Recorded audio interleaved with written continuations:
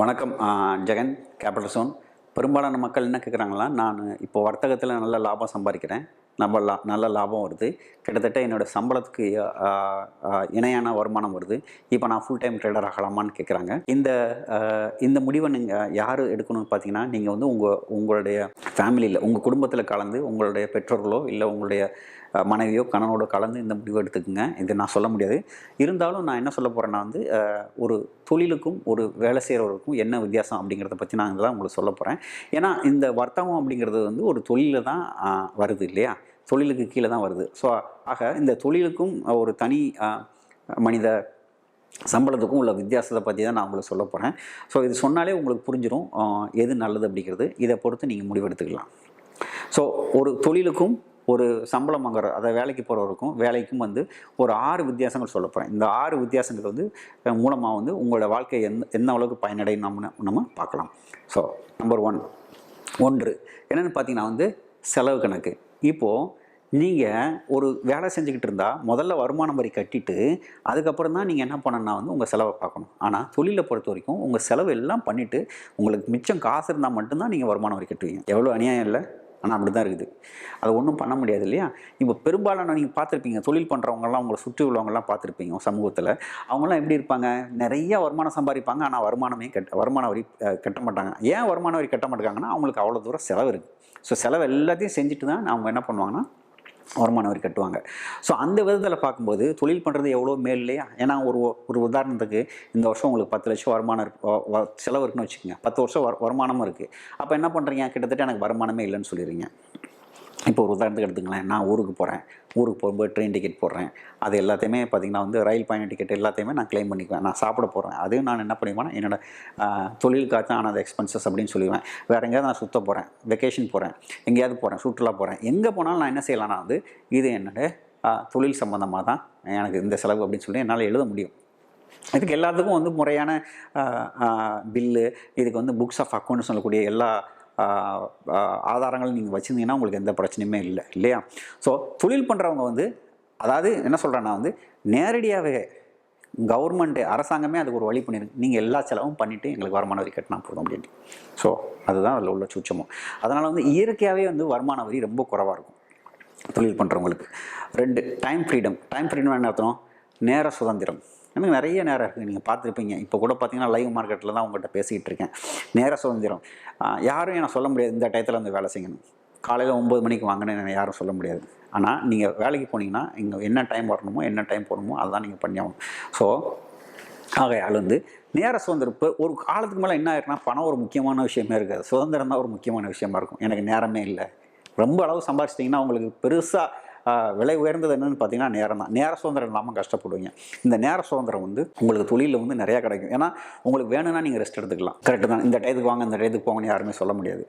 அப்புறம் 3 டெலிகேஷன் சொல்லுவாங்க ஆங்கிலத்தில். அதாவது வந்து உங்களுடைய வேலையை மற்றவங்களுக்கு கொடுக்குறது, ஃபார்வர்ட் பண்ணுறதுன்னு சொல்லுவாங்க. வந்து மற்றவங்களுக்கு வந்து நீங்கள் உங்களுக்கு ஒரு உதாரணத்துக்கு பார்த்தீங்கன்னா, நீங்கள் திரும்ப ஒரு வேலை செய்கிற மாதிரி ஒரு போர் அடிக்கிற மாதிரி ஒரு வேலை இருக்குன்னு வச்சுக்கோங்களேன். இப்போ வந்து பார்த்தீங்கன்னா வந்து என்னுடைய வர்த்தகத்தை எல்லாத்தையும் தொடர்ந்து கண்காணிக்கிறதுக்கு வந்து நான் என்ன பண்ணிங்கன்னா ஒரு 2 பேர் இருக்கிறாங்க. அந்த வேலையை நான் முதல்ல பண்ணிக்கிட்டு இருந்தேன். அதுக்கப்புறம் என்ன பண்ணேன், அவங்கள கொடுத்துட்டேன். அப்புறம் வீடியோ எடிட்டிங், இந்த யூடியூப் வீடியோலாம் போடுறேன் இல்லையா, இதெல்லாம் எடிட் பண்ணுறதுக்கு முன்னால் நான் தான் பண்ணிகிட்டு இருந்தேன். இப்போ என்ன பண்ணுறோம், ஒரு மேக் வாங்கி அதில் ஃபைனல் கட் ப்ரோ போட்டு நீங்கள் எடிட் பண்ணி கொடுத்துருங்க அப்படின்னு சொல்லிட்டு ஒரு ஆளுக்கு அலோகேட் பண்ணிட்டோம். அவங்க என்ன பண்ணுறாங்க, அவங்க இது பண்ணிடுறாங்க. இந்த மாதிரி வந்து உங்கள் வேலையை வந்து மற்றவங்களுக்கு டெலிகேட் பண்ண முடியும். இதே இது நீங்கள் வேலை செஞ்சுக்கிட்டு இருந்தீங்கன்னா டெலிகேட் பண்ண முடியுமா? உங்களுக்கு கொடுத்த வேலை இன்னொரு ஆள் கொடுக்க முடியுமா? அதுக்கு வாய்ப்பு இருக்கா? கொடுக்க முடியாது இல்லையா? ஸோ உங்கள் வேலையை மற்றவங்களுக்கு வந்து பகிர்ந்துக்கிறதுக்கோ இல்லை மற்றவங்கள்ட்ட சொல்கிறதுக்கோ இதில் வந்து வேலையில் வாய்ப்பு இல்லை. ஆனால் தொழிலில் நிச்சயமாக வாய்ப்பு இருக்குது. 4வது பாயிண்ட்டு ஜிஎஸ்டி இன்புட் கிரெடிட்.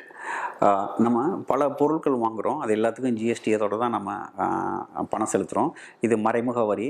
இது பார்த்திங்கன்னா வந்து எல்லா பொருளுக்குமே இருக்குது. ஜிஎஸ்டி இல்லாத பொருள் இல்லை இல்லையா?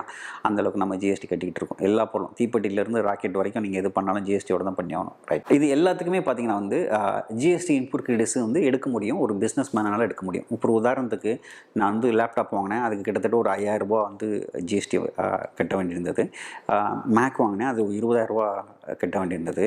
ஒரு ஃபோன் வாங்கினாலும் ரூ. 2000 3000 கட்ட வேண்டியிருக்குது. இது எல்லாமே உங்கள் பையில இருந்து தான் கொடுக்கணும் இல்லையா? ஆனால் பிஸ்னஸ் மேனாக இருந்தால் நீங்கள் வேறு டேட்டாந்து ஜிஎஸ்டி வாங்கியிருப்பீங்க இல்லையா? அதுக்கும் இதுக்கும் நீங்கள் சமன்ஸ் செஞ்சுக்கலாம், ஆப்செட் பண்ணிக்கலாம். இது வந்து கண்டிப்பாக நடைமுறையில் சாத்தியம்.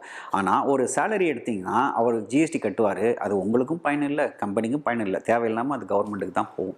ஸோ இது வந்து ஒரு பிஸ்னஸில் உள்ளவங்களுக்கு வந்து ரொம்பவே சாத்தியம். நான் என்ன ஜிஎஸ்டி கட்டினாலும் பெரும்பாலான 90% பார்த்தீங்கன்னா என்ன செலவு பண்ணாலும் அதில் ஜிஎஸ்டி மட்டும் எனக்கு திரும்ப வந்துடும். எப்படி திரும்ப வந்துடுது? நான் நிறைய பேர்ட்ட வாங்கி கேட்டிருக்கேன் இல்லையா? இதுக்கு நான் சமன் செஞ்சுருவேன். ஸோ ஒரு இடத்துல ஜிஎஸ்டி வாங்குறேன், ஒரு இடத்துல ஜிஎஸ்டி கொடுக்குறேன், நான் சமன் செஞ்சுக்கிறேன்.